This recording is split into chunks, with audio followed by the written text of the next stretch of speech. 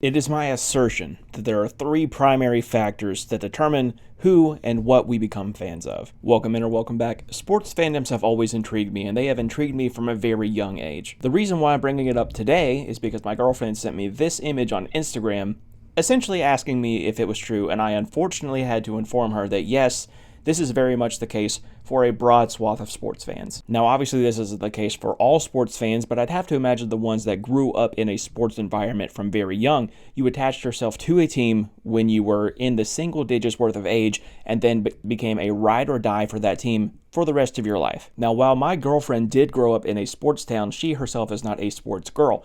So she didn't ask this question, but as soon as I responded to her, it kind of got me wondering, why are we fans of the teams and the players that we are? And again, it is my assertion that there are three primary factors that determine who and what we are fans of, the first one being environmental. Now, I know a lot of times the nature versus nurture argument are used to oppose each other, but this time we're going to use them in tandem. Now, if you live in a city that hosts a lot of sports teams, it's pretty easy to pick that out. Say, for example, you live in Cleveland. You are almost by default a Browns, a Cavs, and a Guardians fan. Where you're born obviously plays a huge role. Take me, for example. I was born and raised in West Virginia, so I was already limited to two options just because of where I was born. And while where you get born plays a huge part in it, I think who you are born to also plays a huge role. Now, because I was born to my father, who was also born and raised here in West Virginia, he also had one of two options when he was born.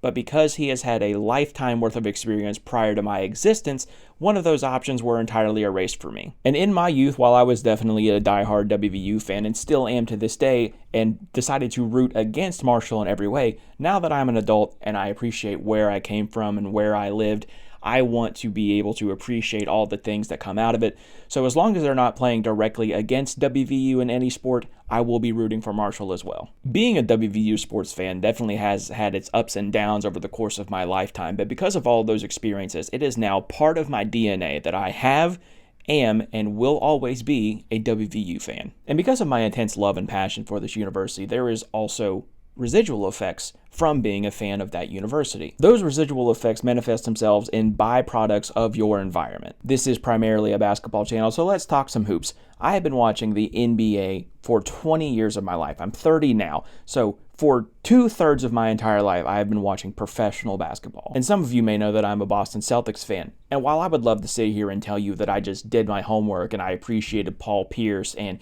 Antoine Walker and all these other great Celtics players of that era, and that's what led me to my fandom, the reason is a lot simpler than that. May I present to you Exhibit A, Kevin Pittsnogle. Now, while the regular basketball fan, the regular college basketball fan, may not be able to tell you who that is, let me assure you that in West Virginia, he is royalty. Played for WVU for all 4 years, is one of West Virginia's favorite sons, and as someone who was playing basketball in that era, as someone who looked up to the athletes of WVU, I wanted to be like Kevin Pittsnogle for more reasons than one. Now, I'm not going to sit here and pretend like I could have played for any professional basketball league, but I did at one point in my youth have hoop dreams, and I was taller than everybody else in my age group because I hit a growth spurt.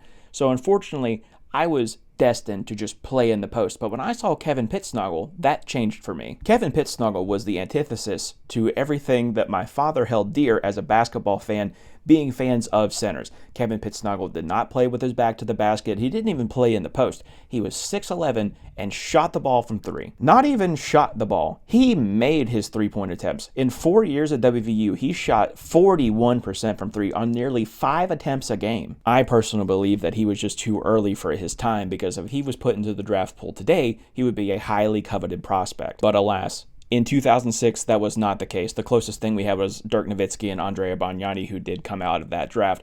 But nonetheless, Kevin Pittsnogle got undrafted, but was signed by the Boston Celtics. And because I admire Kevin so much, I rode with him. He's a Celtic. I'm a Celtic. He was a Celtic for 86 days prior to him being waived.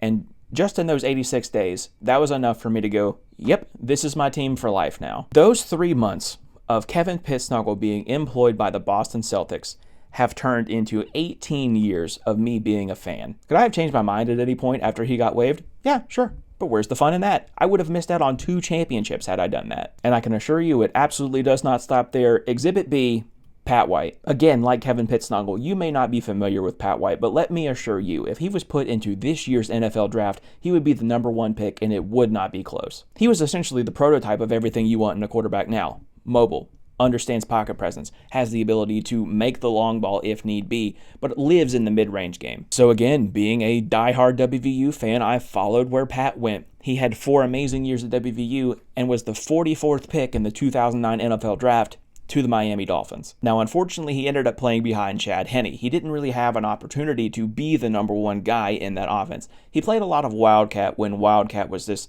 exotic thing that not everybody in the NFL ran. And again, unfortunately, into his first year, he ended up taking a hit against the Pittsburgh Steelers, and he was never the same. He ended up getting released not too long after that, and he never got another shot. But that short stint that he had in Miami was enough for me to be a fan. I am still a Dolphins fan, begrudgingly, to this day. So that's how your environment can affect who you are as a sports fan. But the second of 3 points is peer pressure. This is more anecdotal evidence from me, but it definitely worked. This has changed some now that I'm an adult, but when I was younger, the sports leagues that I followed or the sports I cared about went in this order: basketball, baseball, and then football. And because of Kevin Pittsnogle and my affiliation with the Boston Celtics now, I just figured that I would end up being a Boston guy. Root for the Pats, root for the Bruins, and root for the Red Sox. My dad came into the living room one day while I was watching the Red Sox take on the Yankees. He asked who was playing, so I told him, and then he asked who I was rooting for, and I, of course, said the Red Sox. And for the briefest of moments, there was this look of horror on my father's face that I hadn't seen before. Now, it's important to note that my father is not a baseball fan, but his father was. Now, unfortunately, my grandfather passed away before I had a chance to meet him, so I couldn't share this experience with him.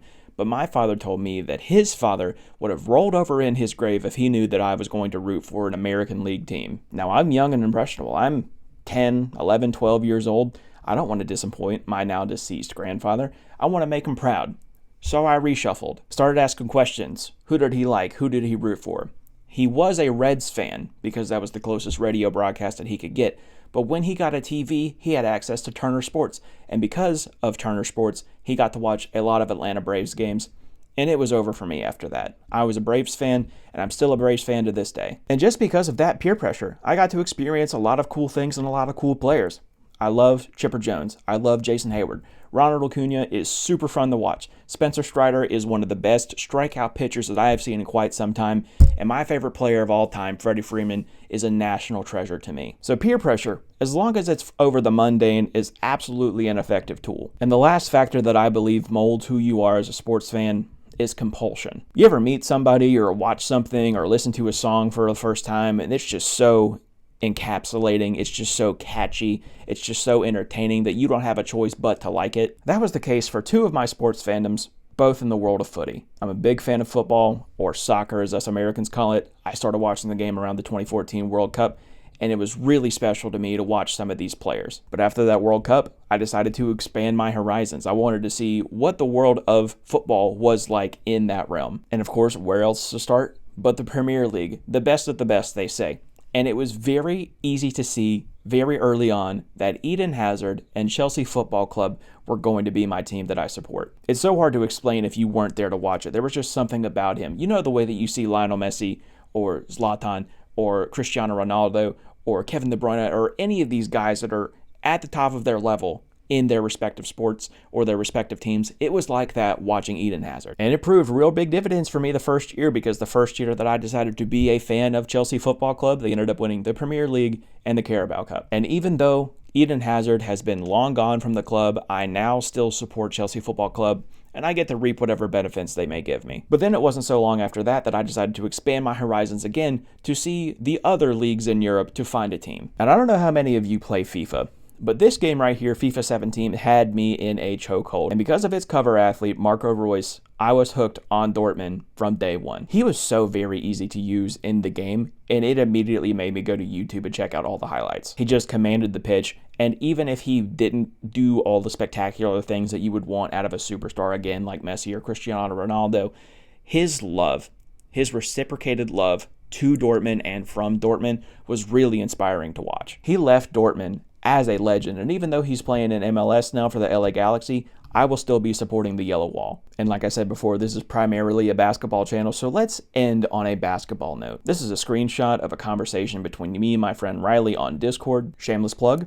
please join the Discord. It's in the link in the description. We have a ton of basketball conversations every single day. I really think you'd enjoy. But Riley didn't start watching basketball until last year, Victor Wembanyama's rookie year. What a time to start. And not to give too much away, Riley didn't have to be a Timberwolves fan. He was born in the Pacific Northwest, so he could have very easily been a Supersonics, now Thunder fan, or he could have rocked with the Trailblazers. And he's over on the East Coast now, so he had a plethora of teams that he could have chosen to support that definitely would have been closer to him than the Minnesota Timberwolves. But he chose the Timberwolves because he was encapsulated by Anthony Edwards, among other things. Of course, he's a fan of Naz Reid. Who isn't? But he's also a fan of the defensive style of basketball that they play. So with no geographical influence and no peer pressure from me to him to pick a team, he chose a team that he could support because he fell in love with the product. He was compelled to be a fan of a team. I love sports. I love sports talk.